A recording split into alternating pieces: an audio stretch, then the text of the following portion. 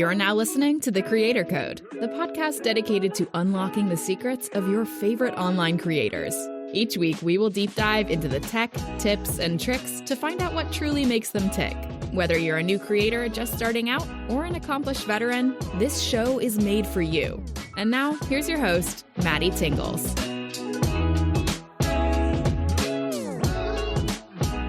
Yes. Welcome back to the Creator Code podcast, episode 2.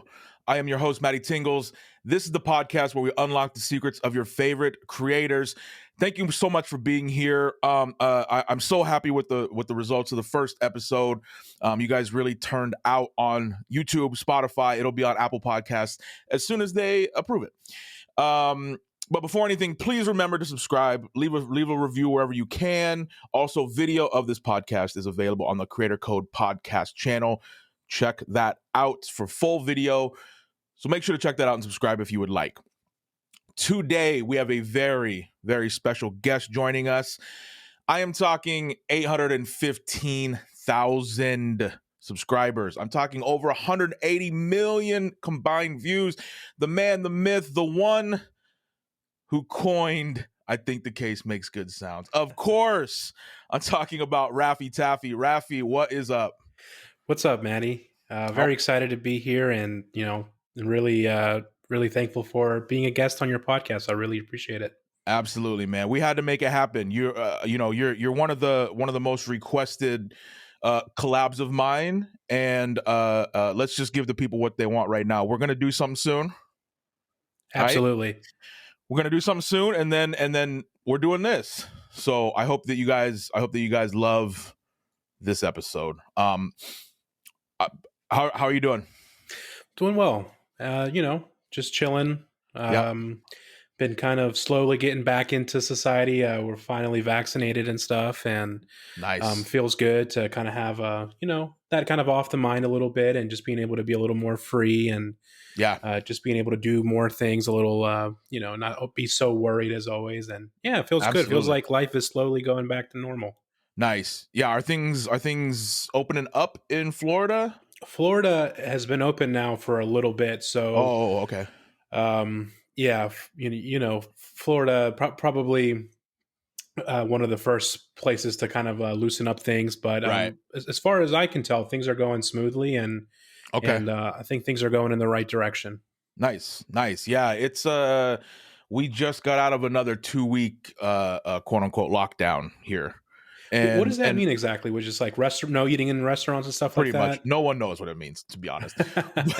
but really, though, it's like, no dine-in. And like movie theaters, gyms, I think, are limited. But like, look, it's not that bad. It was 2 weeks.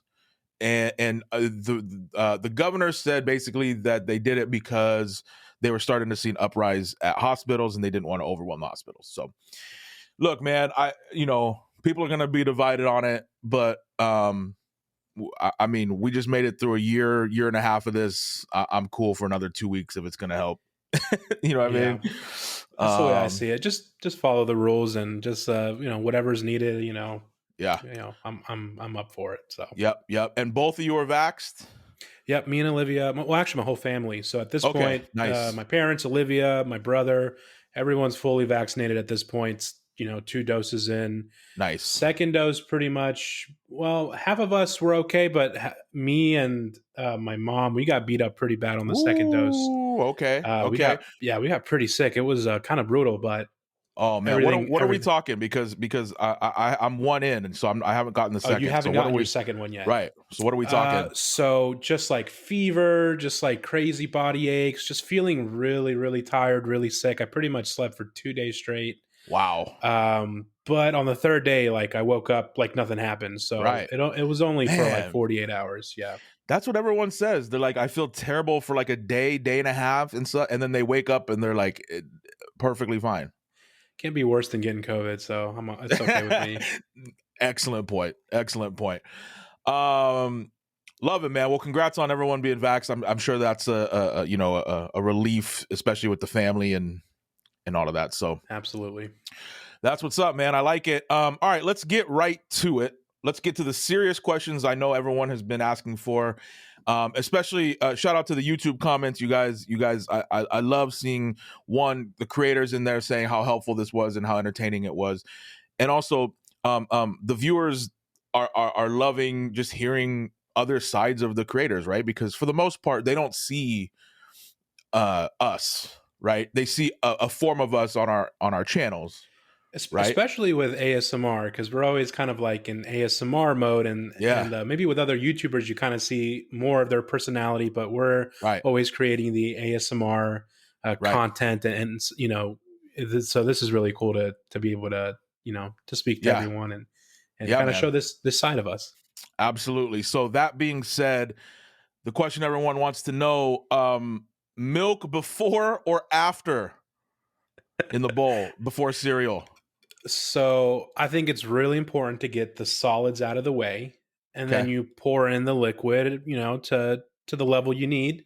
Right. And that's just the way I've always done it, and I feel like that's the least offensive way to do it. The least offensive, man. I can't. And me too, by the way. I can't imagine milk for, like, you don't know. I don't understand the mindset of that.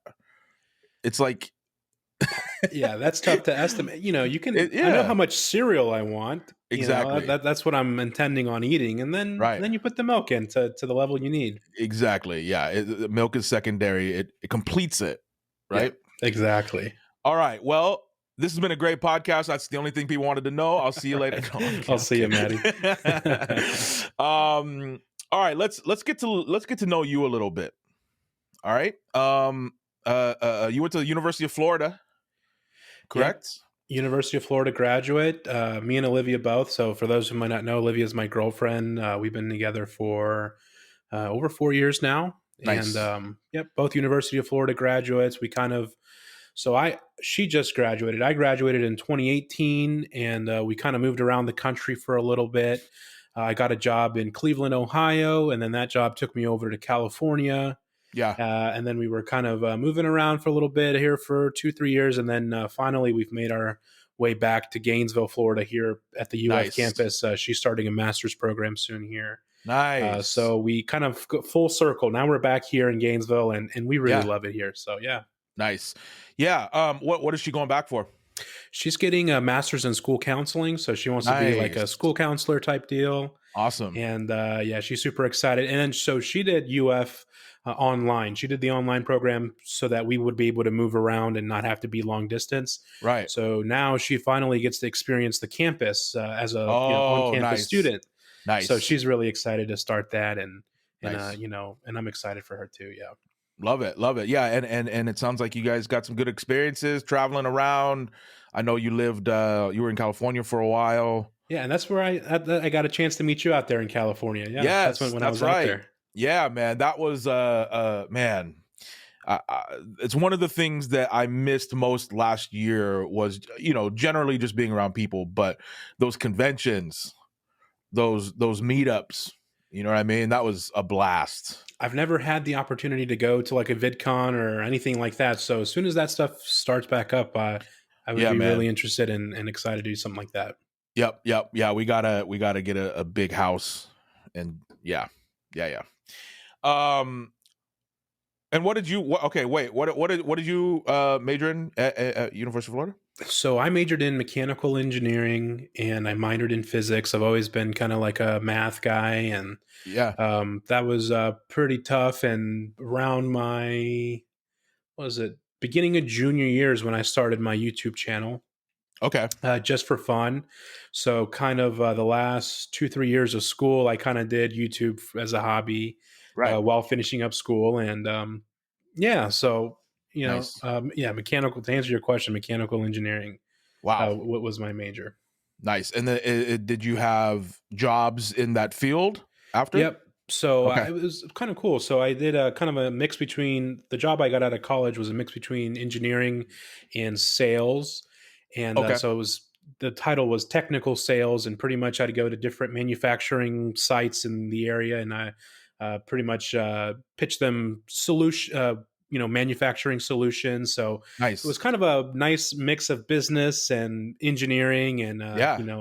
engineering analysis and data analysis, and mixed in with, the talking side of Nice. sales and business. So I really liked it, and it really developed me professionally. So Yeah. I'm really happy that I had the opportunity to start that. Nice. Nice. And you said that took you out to California as well? Yep. Okay. So it was like a year in training in Cleveland, Ohio, which was fun too. I had never Yeah. seen snow before. So because I've been a Florida boy my whole life, Right. and in Right. that year, so that was 2018. Yeah. The polar vortex, that really crazy winter blew Yeah. through, and I blew my Ooh. socks off, man. It was insane. And I had never seen snow before, anything. I've been like a Florida boy my whole life. Yeah. But really fortunate and to see new experiences, and I'm Nice. really glad that I had that opportunity. Nice. Nice. Yeah. Yeah. I can imagine that. That's a culture shock going, because it gets cold in Cleveland. It does, and it snows. It snows a good bit, and we Yeah. were right there on the lake too, so we got like that lake wind snow Yeah. effect. Yeah, it was crazy, man. Ooh, man. So All right. you've lived in Oregon your whole life, is that right, Matty? I Okay, have. so the cold is nothing to you. It's nothing to me. It's more rain here is nothing to me. Like no one here owns a umbrella. It's just just a thing that Just happens something a you lot. deal with. It gets cold in the winter, but it's honestly, even in the last few years, it's only below freezing a handful of times. Oh, okay. So It's not not really a that temperature cold. thing. Yeah. Okay. Yeah, it's not that cold. Okay. It's not Cleveland cold Sure. in the winter. And we don't we get snow, but it's at the most 4 or 5 inches. It's Okay. not crazy. So Okay. Cool. it's mostly rain. Honestly, it's mostly rain. All right, let's move on. Any product in that beard of yours that people want to know? Yeah, I actually have a video on my channel. It's like I go through my beard care routine. I make like an ASMR video where I kind of show the routine I go with. Yep. But nothing too crazy. Honestly, shampoo, conditioner, like beard shampoo and conditioner. Yep. And then every once in a while, I do like putting some like beard oil in there to kind of keep the skin underneath nice and hydrated. Nice. Maybe some like beard moisturizer. But yeah, I do enjoy the beard care. It's kind of like self-therapy. Yeah. To take care of it. And I've had a beard for as long as I can remember. Honestly, I can't remember the last time that I shaved beard, like bare face. So yeah, I do take care of the okay, beard. hear me out. Maybe you hit 1 million, because you're getting there. Maybe that's what you do to celebrate. I would be open to that, to starting fresh. Yeah, absolutely. A nice relaxing shave video. Absolutely, I can see it. I can see it. Oh, I love it. All right, well, we kind of went over it a little bit, but now actually it'll be interesting to know, now that things have opened up a little bit. I'm sure you've gone out and tested the waters a little bit, right? What did you miss most about the world pre-pandemic? We had it for a year and a half. Yeah, man, it was just kind of not having to worry about just every little move you make. And we never been too much of the party type, but we would go out to restaurants and stuff and enjoy nice dinners, try new foods. Yep. And that kind of was just put on a big halt, and everything just kind of froze, right? I mean, we kind of, and I was actually discussing this with Olivia recently. Yeah. Up until recently, we got into like this little depression funk where we were like, man, like we just were not feeling great, Right. And you stop and think like, man, when's the last time we did anything? When's the last time we went outside and stuff? So over the last several weeks, we've made some nice lifestyle changes. We've been going out more. We signed up at the gym. So we've been going to the gym, working out. We've been swimming a lot here at the local springs, trying to get some sun on our skin. Nice. And it's made the world of a difference as far as feeling better and just resuming life a little bit. And and I get it. We try to follow the rules during during the height of the pandemic. We really never went anywhere. We didn't do anything. We really did lock down. But then it wasn't until almost recently where we're like, man, we we got to start doing some stuff because we're starting to get into this funk, and Mm-hmm. you don't even realize it. I mean, it was like almost subconscious where it's like, okay, hold on, we got to make some changes. Absolutely. And we feel a lot better now. We've been Yeah. getting out more, at least doing stuff outdoors. Just getting some sun on our skin has helped a lot. Yeah, man. Nice. And as a creator, when you're in that, did it affect your creating? Absolutely. When you're not in the best mood, you really don't. The last thing you want to do is flip the camera on, because Mm-hmm. you want to give off a good energy for the videos. You want to give off a good energy for the camera. Yep. No one wants to watch uh, someone who's in a bad mood or depressed, and also Yep. no one wants to watch someone who's faking it either. Trying to Right. put on a happy face when you're really not feeling great. Yep. So this lifestyle change that we've made over the last several weeks has really helped Nice. as far as just getting in and banging out some videos, and just flipping the camera on and just letting it all flow naturally. Nice. It's made a world of a difference. And I really believe that the mood that you're in really, really, dictates how good you feel about the content you're putting out, and how good it Absolutely. looks, Yep. Yeah, absolutely. Yeah, man. I couldn't agree more. And I talked about this in the last episode as well, but it's just getting your mind right is so important when you're a creator, and also very difficult, right? There's a lot of ups and downs, but especially YouTube, I would think YouTubers are under a kind of a wild microscope, right? And the viewers are detectives. They care deeply about you, and a lot of the time they can tell. You know what I mean? They can tell a Absolutely. vibe that you're giving off, even if you're trying to mask it.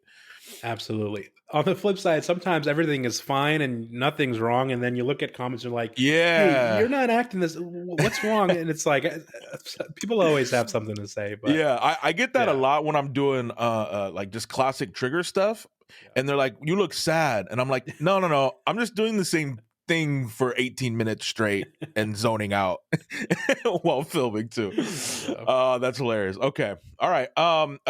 Favorite place to go out to eat there? Gainesville really needs some. Gainesville really needs some, like, I like ethnic food. I like trying new ethnic Yeah, spots, and yeah. they're really lacking on the ethnic side of food. So Okay, honestly, I don't have a favorite place to eat here. There's a couple good spots, but I like trying ethnic food. yeah. Specifically, I like Latin food too. Nice. But my favorite type of food would be like Cuban food, Colombian food, Yeah. things like that, and hard to find over here, honestly.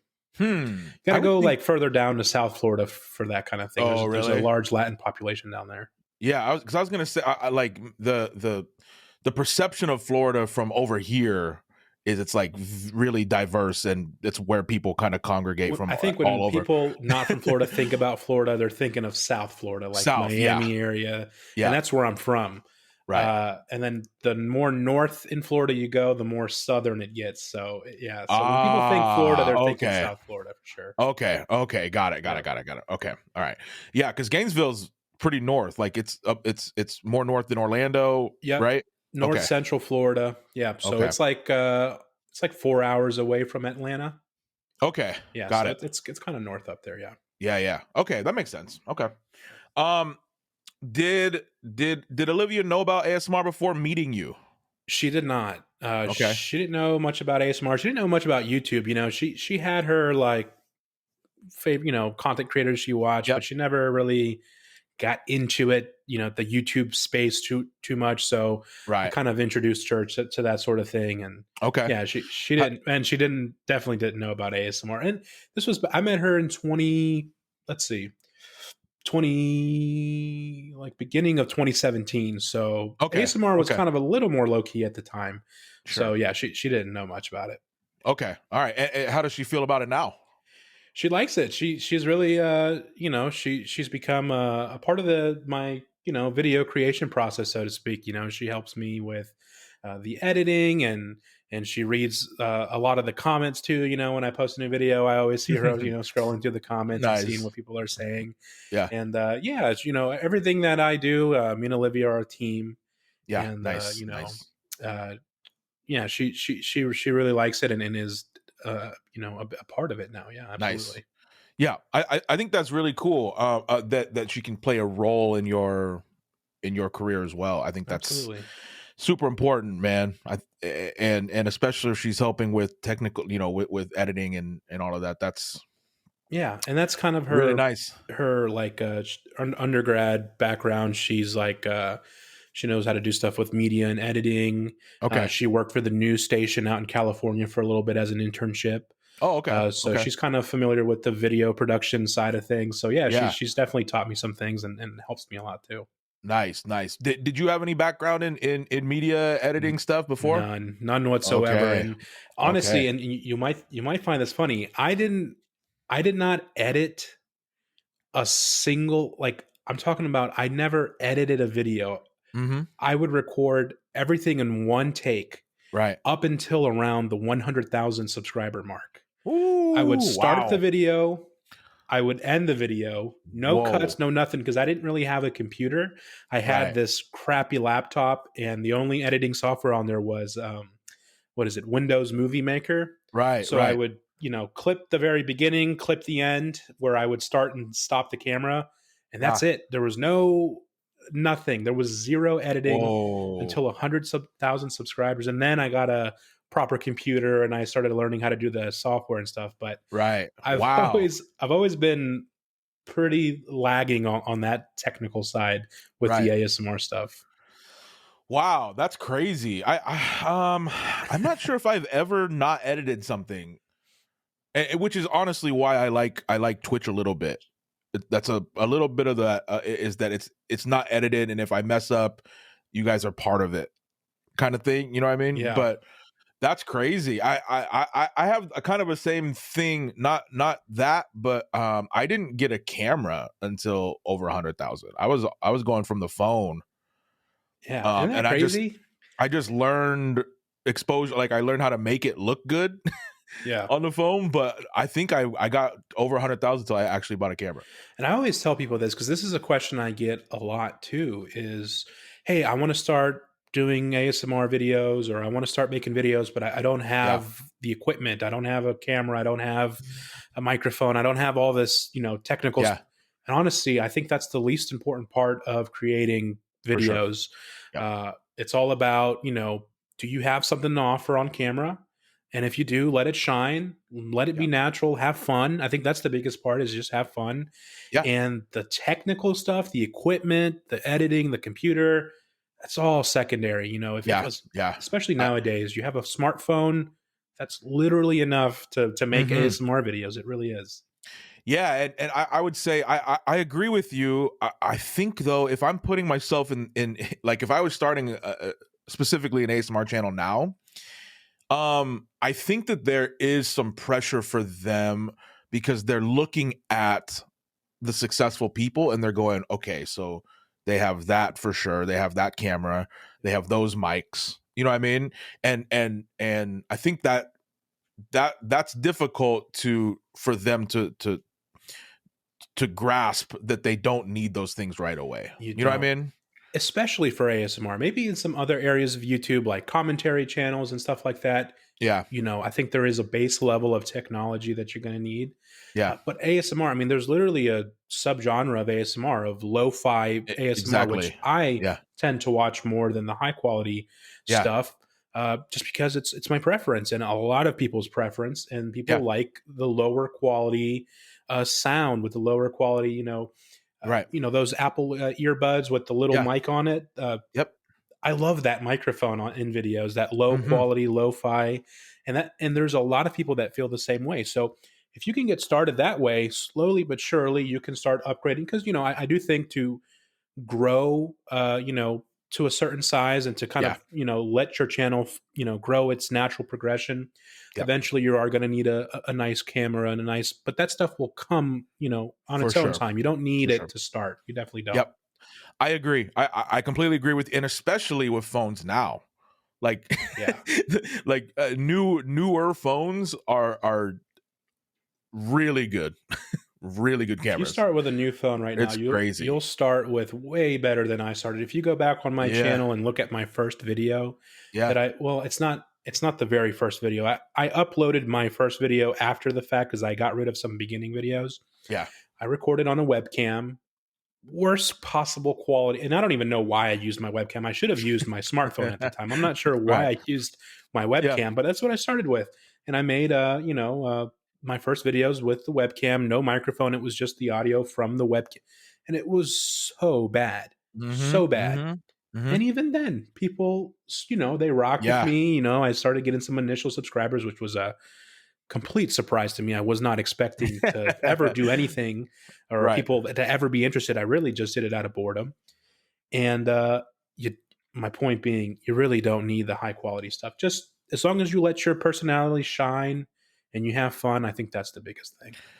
Talk to me. This wasn't even on my list, but talk to me a little bit about. You just said that you started it out of boredom.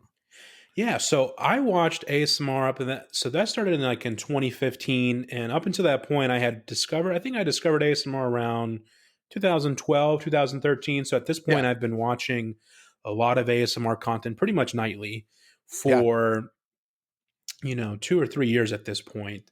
Yeah, and I felt like I had I felt like I had a really good understanding of what triggered my ASMR.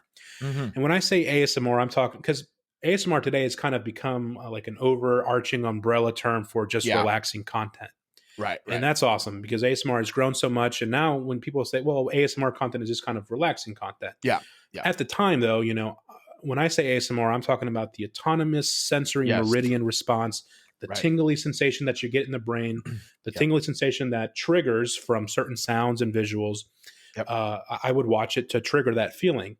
And I felt like I had a really good understanding of what triggered my ASMR, like the way to present sounds. And just, I felt like I really understood what worked for me. So I kind of just out of boredom and just kind of out of curiosity, flipped the webcam on one day and recorded an ASMR video and threw it up onto YouTube. Nice. And to my surprise, I got some initial subscribers and people commenting and like, wow, this was really good. I really like when you did this. And from that point forward, it became like a full on addiction. I was like, oh my God, this is so fun. There are people following me here and people who are requesting and people who are, interested in what I'm doing on YouTube. Man. And, the rest is history, honestly. But yeah, really out of boredom and zero expectations is why I started just wanted to, for fun. I just wanted to try it. Right. Exactly. That's exactly me too. I just looked it up. The first ASMR video I ever saw was 2012. Or at least she put it up in 2012. And that was Amal, Amal. She's an OG ASMR artist, Amal, and it was a librarian role play. And I completely agree, by the way, with ASMR has gotten so big that it's just kind of under this umbrella of relaxing content, right? But yeah, back then it was like I was experiencing that actual autonomous sensory meridian response, right? And not to say that doesn't still happen. It was just a much smaller umbrella it was under. And me too. I started I watched it for years, pretty much every night. And then I remember specifically the night I was sitting at my desk and was like, okay, I have a couple things. Like I have a light. I was like, all right, let me try it. Right. And then the first few did terrible. I think I deleted one of them just because it was like so bad. And then it's just gone that way since. But nice. How has your life changed since not necessarily, let's not go into the full-time thing yet, but how has your life changed since just being a part of the ASMR community and creating content? It's changed. It's just the satisfaction I get, Matty, honestly, from being able to do this as my job. It's kind of everyone's ideal situation is, working a career that is both fulfilling and is able to provide for you. Because, I get it, not every job can be fulfilling. Some jobs are just jobs. And I've been there and have worked jobs that are, just jobs to provide for myself. And nothing wrong with just, working a job that isn't necessarily fulfilling. Sure. It's a blessing, though, to be able to do both. And I just wake up really thankful every day that I'm able to have that and to work a career in which I'm able to help others, and and just and that's just something I never even dreamed of when I started this ASMR journey. Uh, Yeah. I uploaded just making silly sounds and silly for fun, out of Yeah. boredom, like I said. Not for 1 second did I think that this would make an impact on anyone. Right. That Right. that completely blindsided me, and it's such a good feeling, and what it snowballed into. Um, it's on. I almost don't have words for it. Yeah, man. Yeah. I feel extremely blessed every day of my life, because I'm able to help others and also able to help myself. Right. And Right.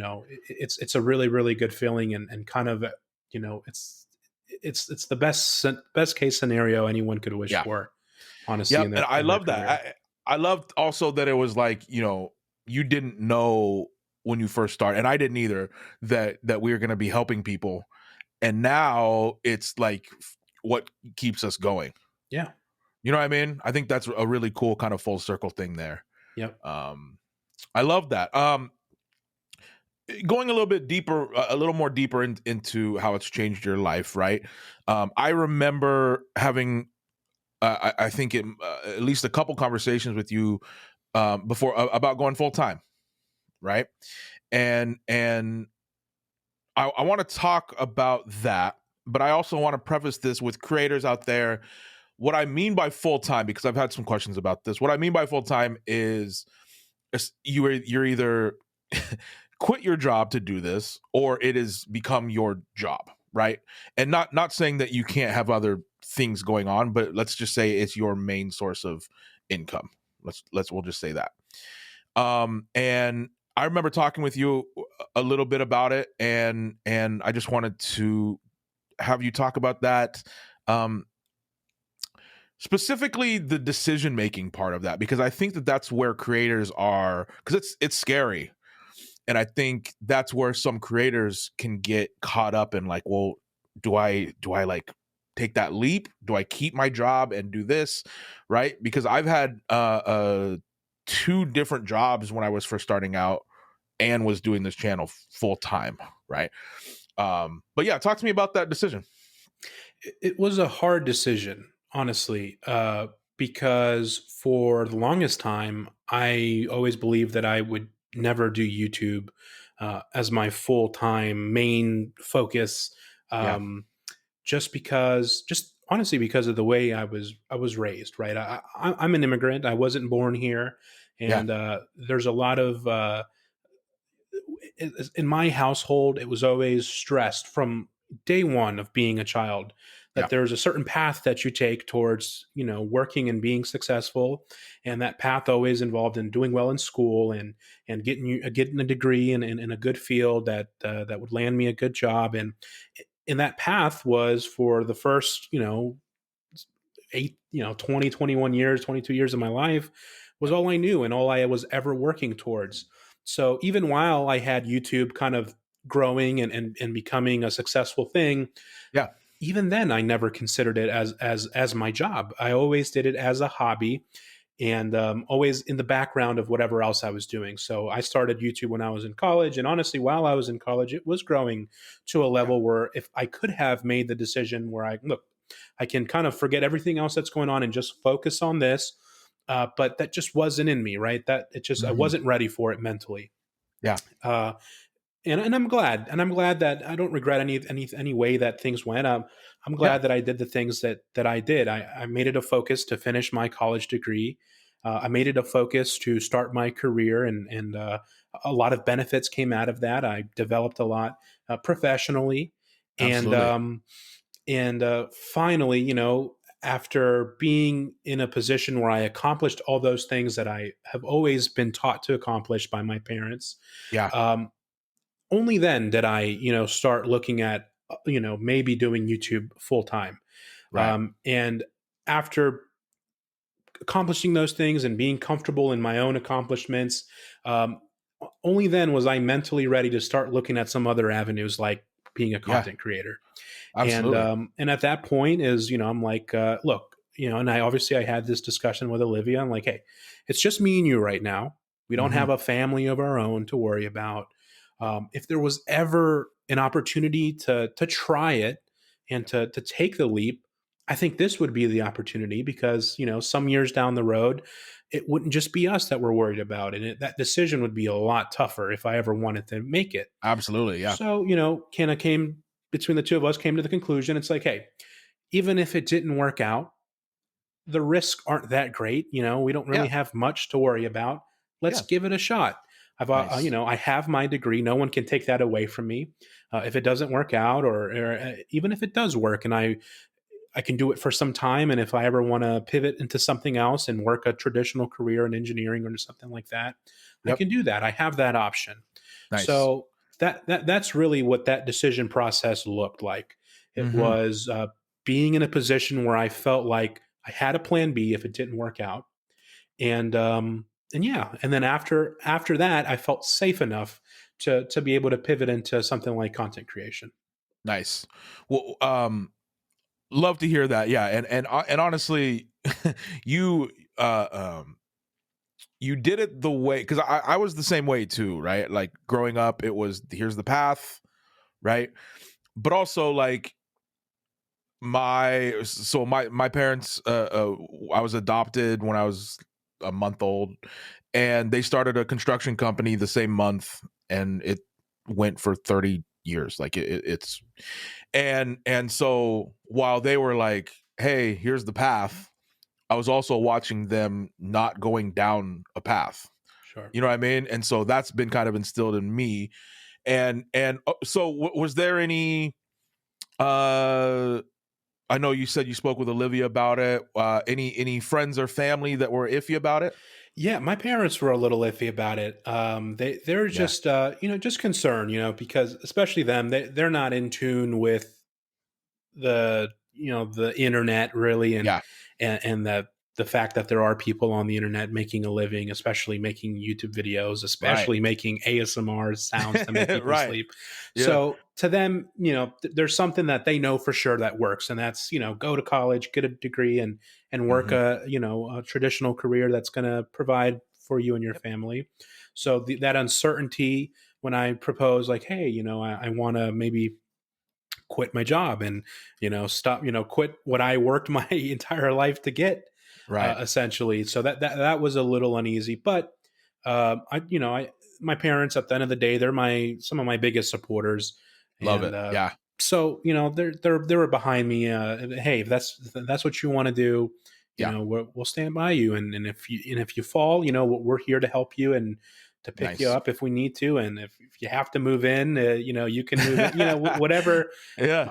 I'm very blessed to have a very supportive family. Absolutely. So I think support system is key, man. It's key. If you look at nearly anyone successful on YouTube, they have a good team around them and good family. And because it's very, very hard to do this without that, right? You need people around you that are like, hey, we think what you're doing is great, but also if it doesn't work out, we're not going anywhere. Exactly. You know what I mean? So I love that, man. So let's see. Back in November, gosh, it's already May. Back in November, you did a video with Jubilee, right? And I love, you guys should definitely check that video out. It had you and GB Glow, Friv, Batalas, April. That's right. In April. Nice. Really cool video. You guys should go check that out. And in it, I thought it was really interesting that you said that you've had to deal with people finding personal info and personal pages and stuff of yours. And I think I'm actually dealing with that right now. Nothing has happened, but I'm working on becoming a little more anonymous in certain areas. And I think that's a really important thing for creators to think about, right? Because you don't think about this, right? You like you said, you started out of boredom and then it started working. You know what I mean? And so it's not, especially when success comes relatively quickly, you don't think, oh shoot, I have my real name and address. You know what I mean? Like, sure, it's stuff that you definitely don't think about. And so talk to me about how you've dealt with that, and if you have any advice for creators out there on how to deal with that. Yeah, honestly, first and foremost, I think if you're going to get into creating content, you just there's a certain level of privacy you have to be okay with just Mhm. letting go. Yeah. And my advice would be put out as little information about yourself that you can or are Mhm. comfortable with. You can always give more info out, but if you keep your cards to your kind of folded to yourself, Yeah. you can kind of control what people have on you and Right. what they have to work with, because people are always whatever they have, whatever's out there, it's going to be dug through, and people are going to and it's a lot of times it's not necessarily bad intentions, it's just people are Right. really invested in you may be their very favorite content creator someday, and they just want to know more. I mean, just really just out of curiosity. So just scrolling through a personal Facebook is of interest to a lot of people. For sure. Anything. And I have dealt with some privacy issues, but what I'd tell everyone is, that's just something that comes with being on the internet. Unfortunately, Yeah. privacy is something that a certain level of privacy is something that you'd have to give up. Yeah. Um, I want to say I also I'm going to add to that really quick because I think that is the narrative going around. That's it's just part of the job, right? And it's absolutely true.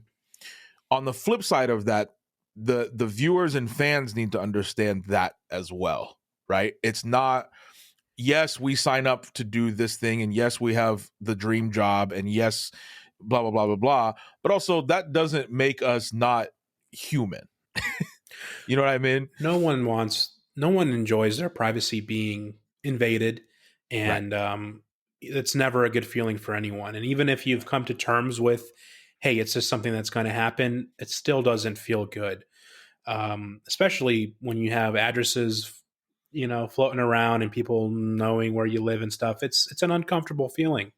Yeah. And Yeah.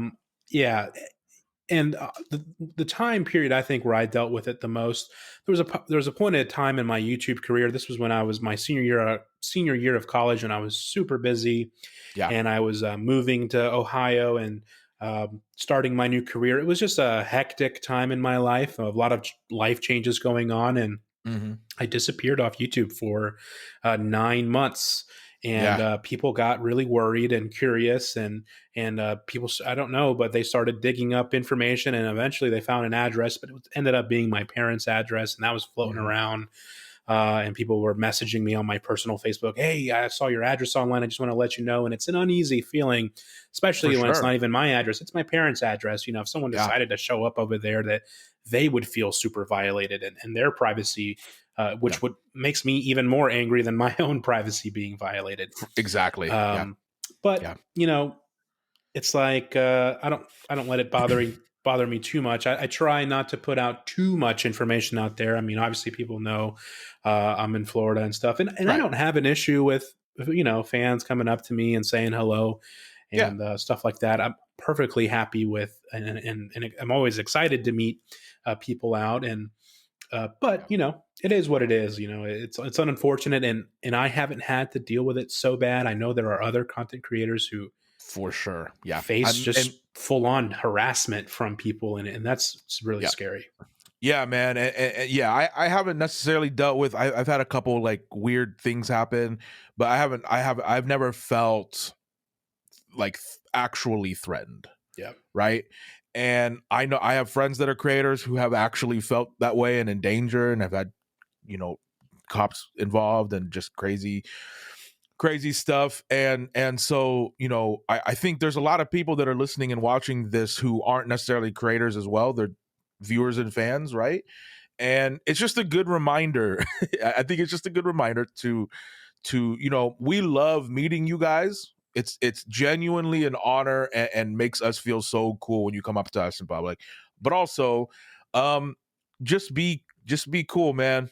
That, you know what I mean? Like, it's not cool to be crazy with creators. It's Yeah. just not. All right, so I'm gonna backtrack a little bit because I forgot to put this in my notes, but we got to talk about it. First of all, let's talk about the Jake Paul fight really quick. Oh man. Thoughts on that, because I know Ben is an actual And not that Jake Paul's not an actual fighter, but Ben's career has been an actual fighter. Thoughts on that? That one was brutal. I was invested in Ben winning that fight. I really wanted him to humble Jake, but honestly, I've been impressed with Jake. I mean, Jake, and as you know, I'm a big boxing fan. Like, I'm an actual boxing fan. So yeah, it's tough to see Jake come out here and clown everybody, and he's actually, he's knocking people out, unfortunately. And winning. yeah. And it's getting to his head. Yeah. But I mean, hey, props to him. A lot of people in the boxing community take issue with Jake. A lot of people take issue with Jake, but of course, yeah.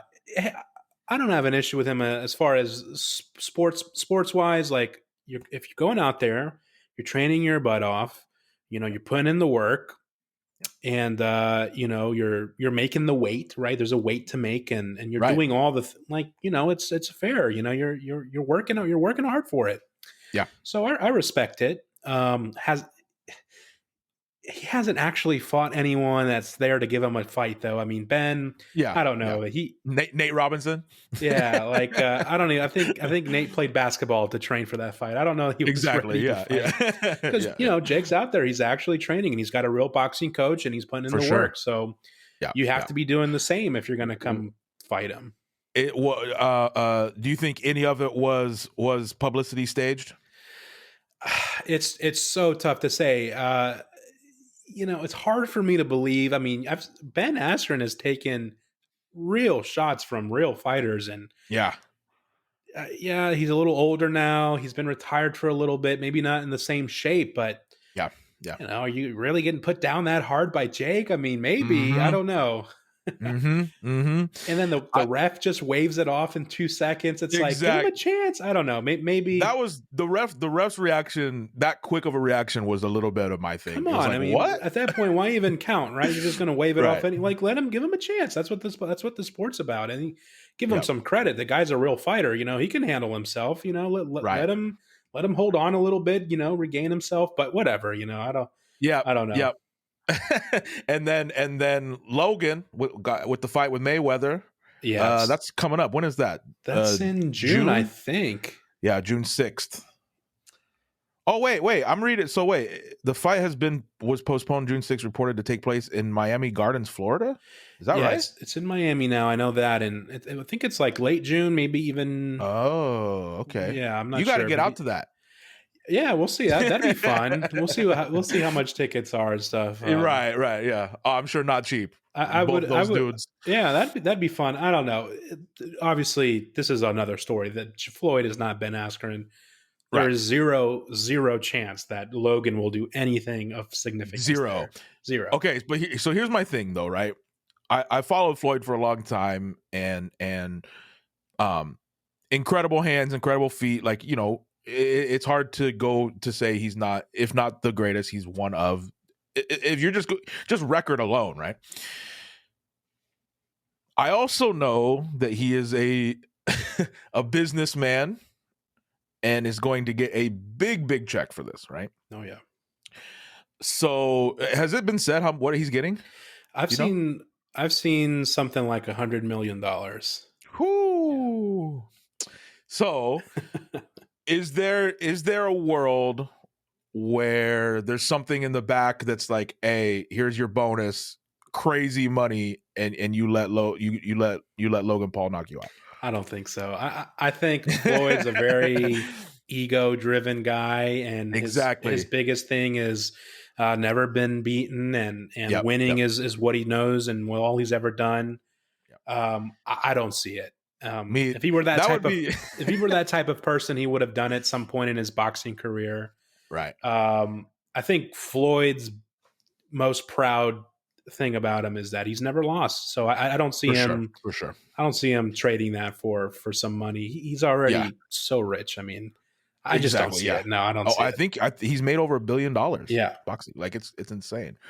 Yeah, but if Floyd is at like 60%, I still don't think Logan's even touching him. Floyd could show up off the couch eating a donut. Yeah. It does not matter. It does not matter. Yeah. All right. Well. Okay. So that's June, and if things go a different way, we might have to have you back on. Yep. On the show to talk about this, because Yeah. we'll see, man. I mean, look, I just don't know what to expect anymore, man. When there's that much money involved, when there's that much media, it's like, you know what I mean? It'll be fun though. I'll be tuning in. It's a spectacle, if anything, and that is what the Paul brothers do. Yep. I will give them that. Okay, I did not have that in my notes, but I would be remiss if I did not talk to you about that, because I know you are a boxing fan. Yep. All right, switching back gears here. If you could go back to 2015, around your first upload, what would you tell yourself if you knew what you knew now? If you went back, what would you tell yourself?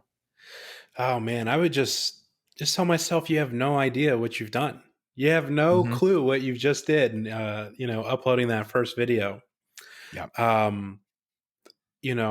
But overall, I've been happy with everything that I've done over the years. I'm happy. I'm just this type of person I am. I don't look back and think, oh, I should have done things differently. Yeah. Everything happens for a reason, and every life turn has its lessons, and those lessons are important to learn. Yep. And you have to bump your head sometimes to better yourself. And if anything, I would tell myself, don't stress so much about the little things. Just go with the flow. Everything's okay, honestly. Yeah. Sometimes as content creators, we're a little harsh on ourselves, and maybe we sometimes don't feel like the content we made is good enough, or we're our toughest critics sometimes. And it's there's been times where I've recorded, made something, and I'm like, I'm not liking this so much. Maybe I don't want to upload this. Yeah. Yeah. I've just and that's my advice also to any content creator. Never, if you recorded something, just put it out there. Don't feel bad about it. Don't be so harsh on yourself. Yep. Especially after you've created a following and a fan base, those people are your fans. Those people are invested in you and enjoy the content that you make and enjoy you as a person. And they're going to celebrate you no matter what. If you have a good connection with your audience, no one's going to, your true fans aren't going to be upset or like, oh, this video is not people. Your people they're going to be cheerleaders for you. So don't be so harsh on yourself. That is a great point, and I think it's something that everyone has struggled with at some point, and they're still struggling with, right? And being able to get to the mindset of giving yourself a break is key, because everyone has created something that's like, I don't think this is the one. And a lot of that comes from, especially now, it comes from looking at what others are doing and going, but it's not what they, it's not. And I'll just say from my experience, out of the top 5 most viewed videos on my channel, 3 of them I thought were terrible. Exactly. I was like, I'm not even going to put this out. And then I did, and look what happened, right? I've had that happen countless of times where I'm like, not my proudest video. This, I just don't like it that much. And then it does absolutely fantastic. And with the part that always gets me, it's like, I'll put a video out that maybe I didn't like so much. And there are comments and people are like, this is my favorite video you've ever made. Exactly. I'm like, okay, just right. Don't stress. Look, it's, I said this last episode too. I promise you, if you're out there, like, we don't know anything. We just don't. We try our best. We make what we want to make. But at the end of the day, we don't know how the algorithm works. We don't know what's going to work. We don't know what you're going to like. Yep. And so you just got to hit record and go. And have fun. Just have fun. Exactly. Yep. I love it. All right, I got a few more for you here. I want to talk. I'm doing this with every guest because I think it's interesting and helpful. Let's talk equipment really quick. As of now, what camera are we working with? What mics? So for camera, I use the Panasonic G7 or GH7, one of those. It's the cheaper one, and not the super expensive one. It does everything I need it to do. It shoots 4K, nice video quality. I use a 15 millimeter lens that I got in addition to it, not the stock one, just to kind of get a wider angle to kind of fit everything that I want in there. Microphones, I use the Blue Yeti microphone a lot, and I've used this really since day one of the channel. This was the first microphone that I got, and I just think it's such a good mic for someone kind of beginning with ASMR. It sounds good. It's easy to use. It's plug and play. Relatively affordable. Relatively affordable. I think on sale you can get it for less than $100. Yep. Reliable. How many, out of curiosity, because I know a lot of people started with the Yeti. I did too, right? Or not started, but it was the one, right? How many Yetis have you owned? So this is my second one, and I only got it because the other one there's nothing wrong with it. It was just like, well, maybe it's time to update because I've had it for like 5 years. But it's still in there, still works. So this is only my second one. Yeah.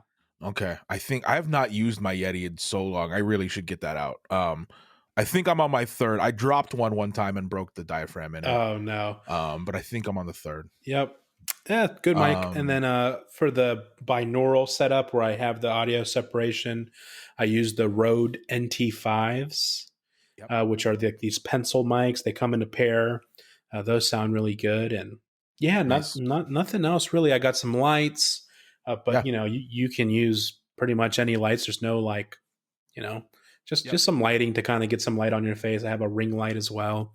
Yeah. But no, nothing too crazy, nothing too fancy as far as equipment goes. You've definitely came a long way since the webcam. I have. That is true. That is true.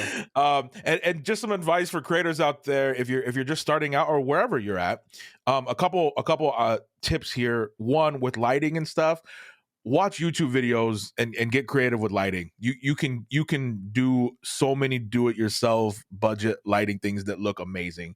Just watch some YouTube videos on that.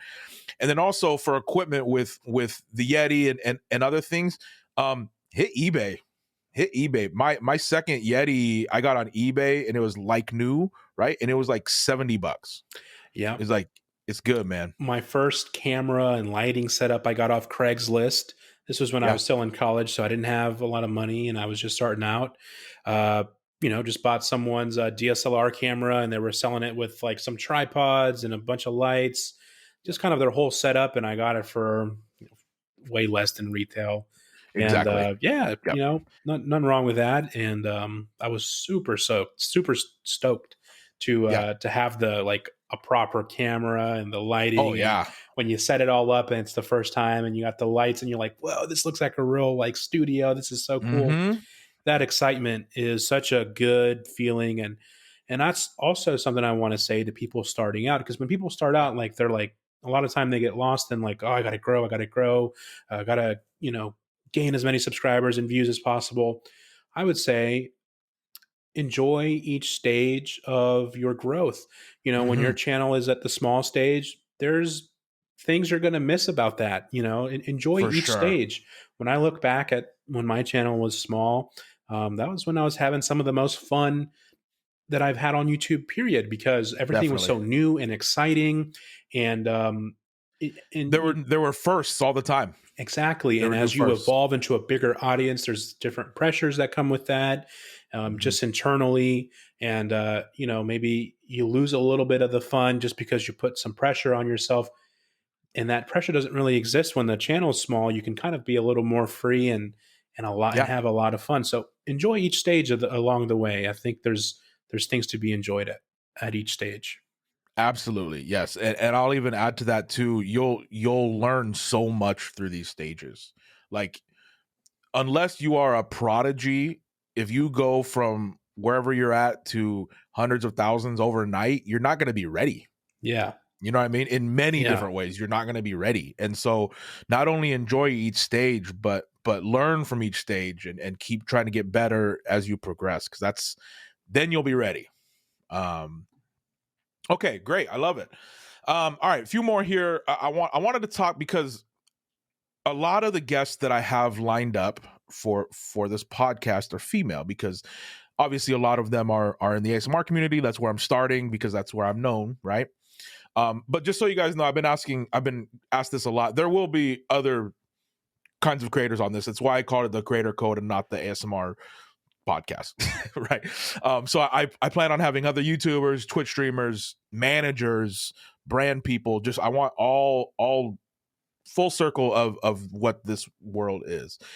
But if I'm starting off in the ASMR community, there is a lot of male creators, but I still think predominantly female in the community. And you found success in that world. Talk to me a little bit about that experience, not only being male in the ASMR community, but also, immigrant, not you know what I mean? So Sure. talk to me about that. Yeah, I'm really proud to kind of represent a different kind of what do you want to call it, like like a different outside of the norm of what you think about. When you think of ASMR, you're probably thinking usually female, and maybe that's for a reason. I think girls tend to be a little more delicate and have more of a relaxing maybe aura about them, but that's not to say that guys can't do it or guys can't make Yeah. relaxing content. I'm proud to be a representative of the male, of one of the representatives of male content creators in the ASMR space. Yeah. And if you're a guy and that's intimidating because you feel like, oh, you have to be a girl or most are girls, it's totally not true.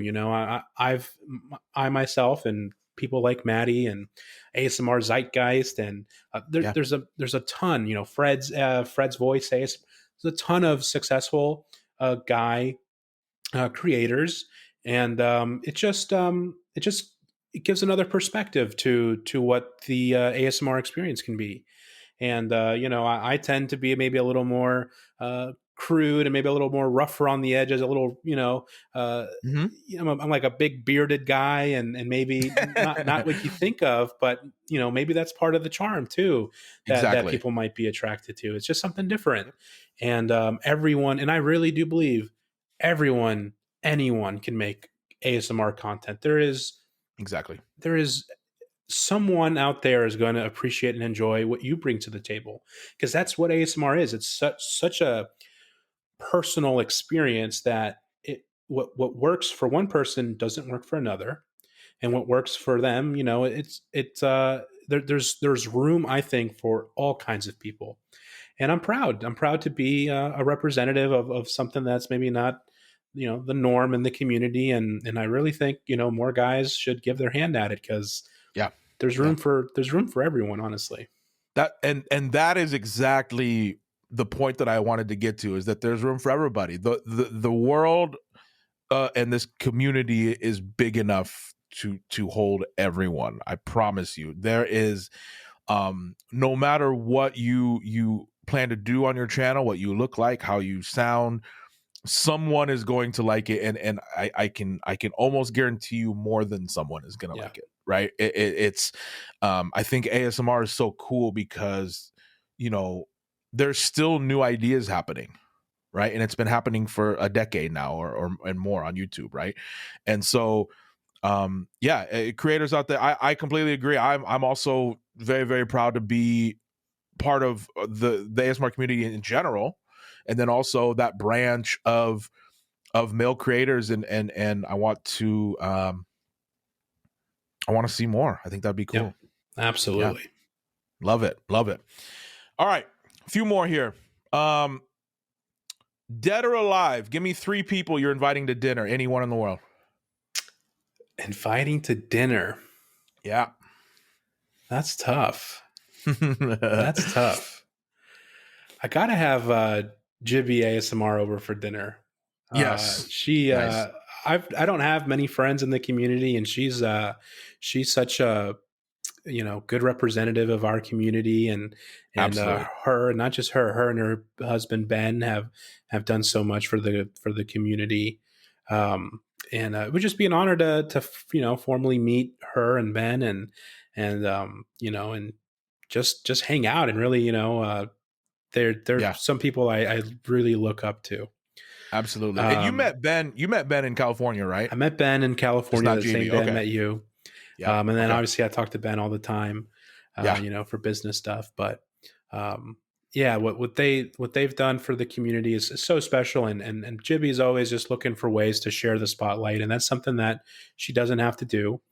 Sure. She's up there at the top, and she's always looking for ways to include others in the community. And I think that's so cool. And she is the right person to be in the spot that she's in. Yep. She just is. That's as simple as I can put it. It's, you know, yeah. That without going too much into it, she is a star, and also is the perfect person to be where she's at for herself and the community. It's just incredible. Yep. And then let's see. I'll go Al Pacino for number 2 because he started my favorite movie of all time, Scarface. Nice. I love Scarface. I've watched that movie countless of times. I never get old. There's not one boring scene in that movie to me. Yep. Love Scarface, and I love like the Cuban, because I'm Cuban myself. The Cuban in Miami, Florida. I love everything about the movie, so I got to have Al Pacino over. And then thirdly, I'm a big boxing fan. I'll have Floyd Mayweather over. Nice. And we can chop it up on some sports. Oh, wild dinner. Hopefully Floyd's paying for it. Yep. that would be a wild dinner. All good choices though. I love it. All right, let's get to the one. I saved this for last because it can get weird asking people the controversial questions. But what's your stance on pineapple on pizza? The people want to know. I need to know, and I'm asking every guest this just so you guys know. Wow. Well, should I get ready to lose some subscribers, I guess? If you see a dip, I take the blame for it. But listen, we got to get to the real things on this podcast. I'm not just okay with pineapples on pizza. I'm a fan of pineapples on pizza. Okay, you heard it here. I love Hawaiian pizza. Ham and pineapple go together really good on pizza, I think. Right. I like Hawaiian. I like the salty cheese and the sauce, and you have the sweet pineapple. I think it's a nice contrast. Okay. Listen, again, listeners out there, I will be asking this every episode, and we're gonna keep score. All right. But you heard it here. Raffy is a go on the pineapple on pizza. Love it. All right. Last thing. If you could hear anyone else in the future on this podcast, who would you like to hear? I'd be really interested in hearing about Ben. Ben being Jibby's husband. For those who don't know, Ben does a lot of behind the scenes stuff and tackles the business side of ASMR, and that's really cool because when I started ASMR, there was no business side of ASMR. There was no sponsorships for ASMR.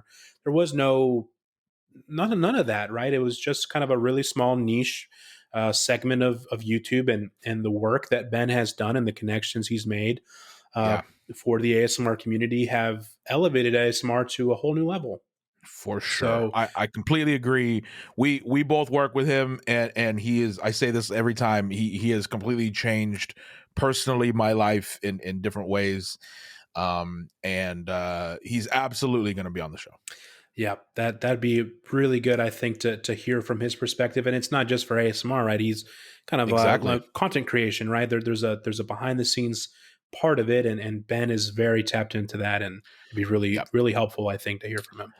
Yep, I'm very excited to have him on the show. That because not only for creators out there, that's a huge part of this, right? Like we've talked about have fun